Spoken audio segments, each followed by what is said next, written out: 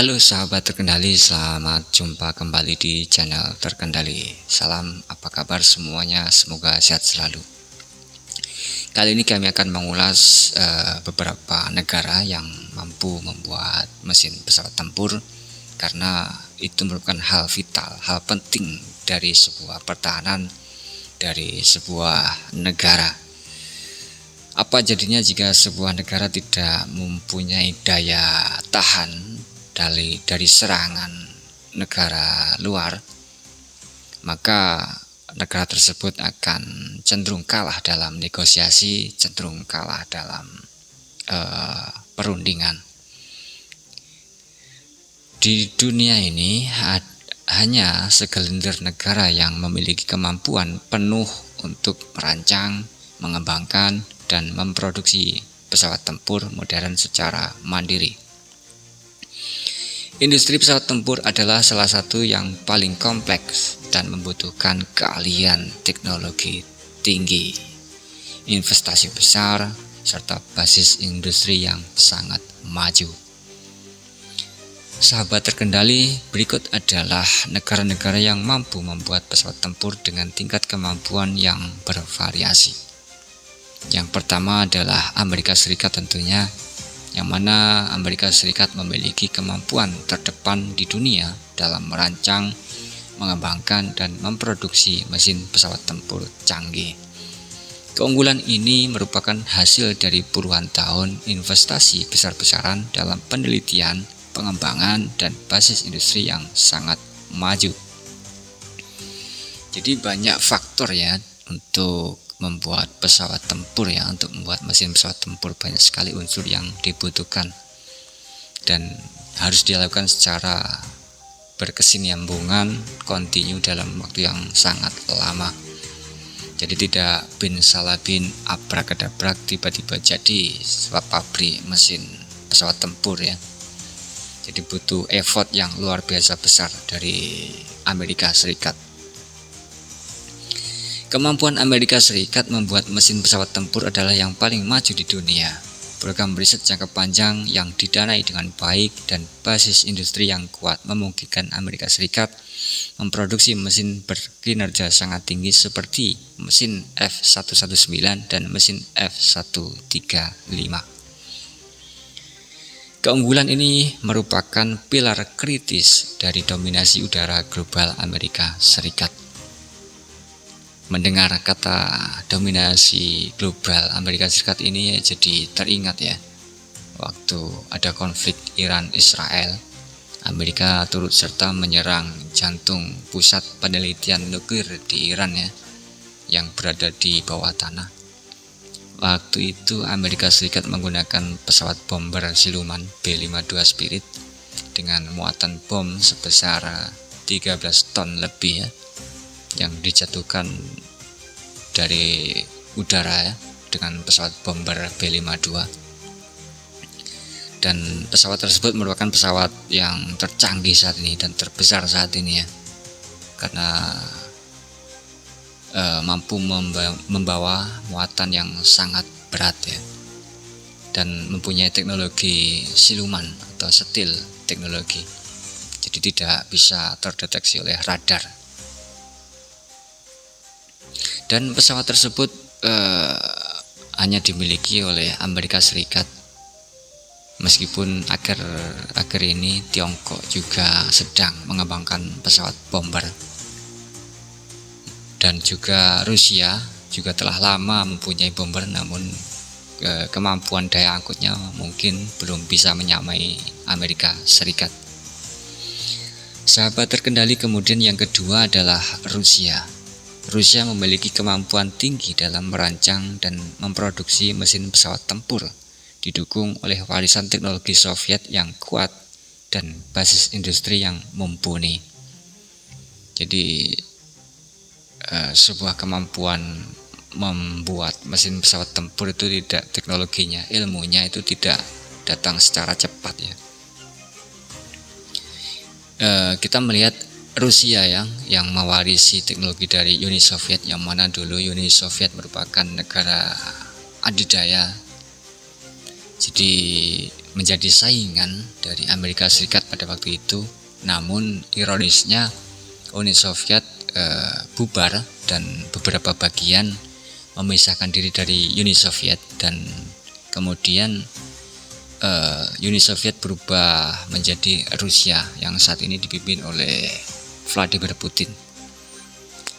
Seorang Vladimir Putin yang merupakan mantan agen KGB, agen rahasia Rusia. Tentu beliau mempunyai wawasan yang sangat luas tentang geopolitik, peta kekuatan militer dunia. Maka beliau sangat kekeh ya, senantiasa mengembangkan persenjataan pertahanan dalam negeri. Rusia adalah raksasa mesin pesawat tempur dengan keunggulan spesifik terutama dalam ketahanan dan integrasi sistem. Namun mereka menghadapi tantangan serius di elektronik, material canggih dari dampak sanksi. Jadi tidak mulus begitu saja ya jalannya pembuatan mesin pesawat tempur. Sekelas Rusia saja masih mempunyai hambatan yang bisa membuat pembuatan mesin pesawat tempur itu tersendat-sendat ya, karena adanya embargo atau sanksi dari pihak barat. Kemudian ada Tiongkok di urutan ketiga, yang mana Tiongkok telah melakukan lompatan yang sangat besar dalam kemampuan produksi mesin pesawat tempur, tetapi masih dalam proses mengejar ketertinggalan dari pemimpin global seperti Amerika Serikat dan Rusia. Bukan kata yang terlalu berlebihan ya bila mengatakan lompatan besar bagi Cina, yang mana Cina atau Tiongkok itu merdeka pada tahun 1949, sementara di Indonesia itu merdeka pada tahun 1945. Namun pada kenyataannya untuk mengejar seperti Cina dalam hal teknologi itu sangat sulit sekali, masih belum bisa ya untuk saat ini.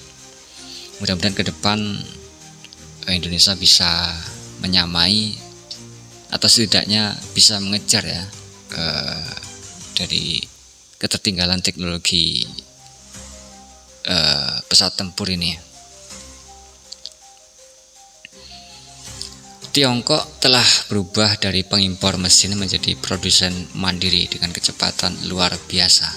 Kemajuan Tiongkok didorong oleh rekayasa terbalik mesin Rusia tipe AL-31 menjadi WS-10 dengan investasi sebesar 47 miliar dolar Amerika per tahun.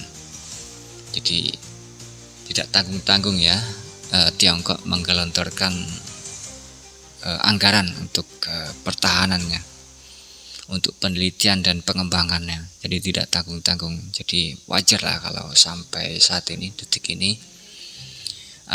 Tiongkok sudah diperhitungkan ya di kancah internasional.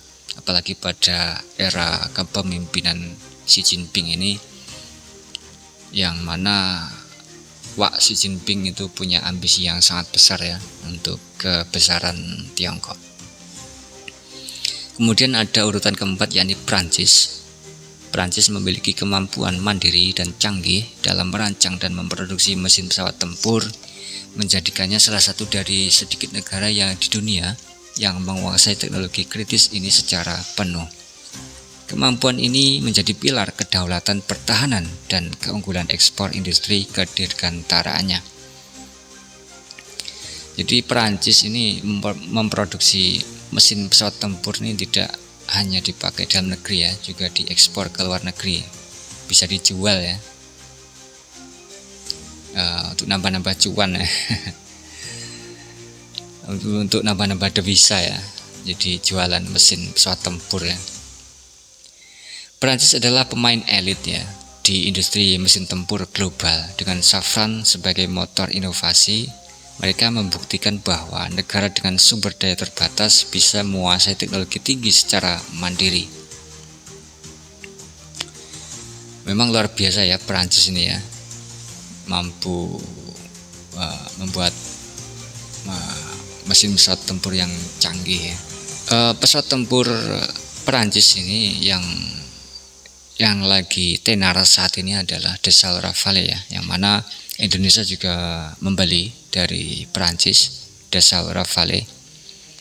Selain itu Perancis juga mengekspor Rafale ke Mesir, India, Yunani, dan Uni Emirat Arab. Kemampuan Perancis dalam memproduksi mesin pesawat tempur dan juga pesawat tempur tidak hanya mendukung kedaulatan pertahanan, tapi juga menjadi senjata diplomasi ekonomi. Jadi pesawat tempur itu ya, ketahanan, sistem pertahanan atau alutsista itu bisa dijadikan alat diplomasi ya, alat tawar.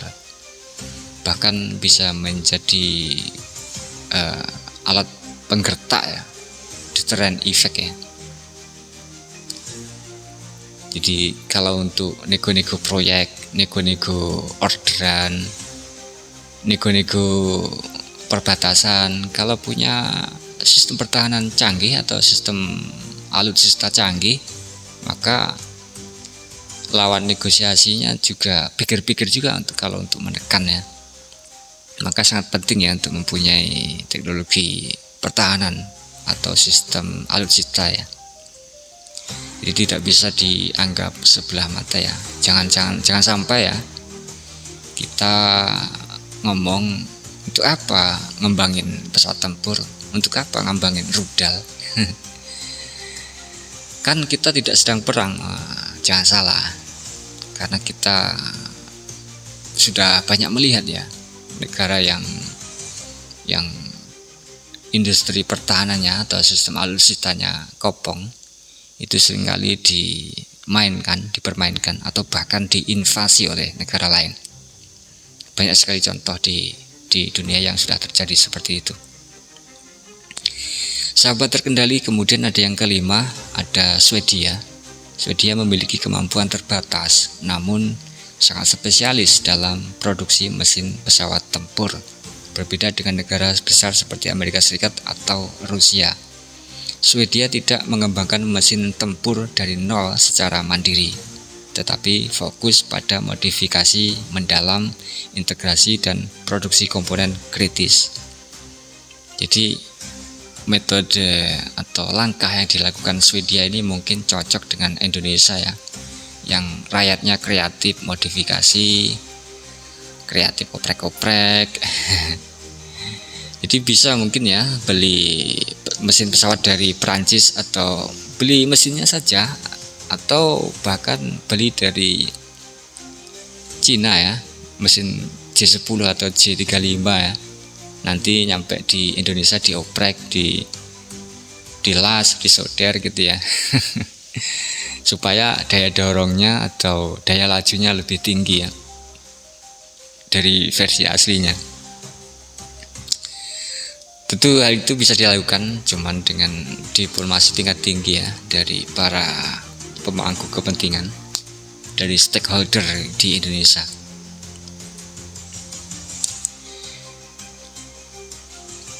Swedia mempunyai pesawat tempur yang sangat bisa diandalkan, yakni pesawat tempur Gripen, salah satu pesawat yang diklaim pesawat tempur paling cost efektif di dunia. Jadi pesawat tempur yang relatif murah ya perawatannya atau operasionalnya ya.